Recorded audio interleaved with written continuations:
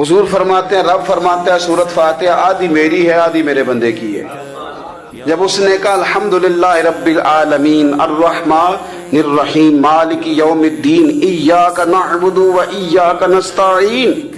جب یہاں تک وہ لفظ کہتا ہے تو یہ حصہ میرا تھا۔ اس نے اپنے رب کی تعریف کی،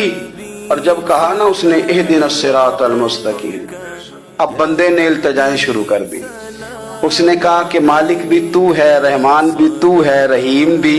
تو ہے، عبادت بھی تیری کرتے ہیں تو مدد بھی تو تجھی سے مانگنی ہے نا، اب مہربانی فرمانا اہدنا الصراط المستقیم، ہمیں سیدھا راستہ دکھا دے،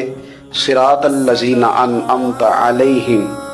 ان لوگوں کا راستہ دکھانا جن پر تو نے انعام کیا ہے، غیر المغضوب علیہم ولا الضالین، ان کے راستے پہ نہ چلانا جن پر تیرا غضب ہوا،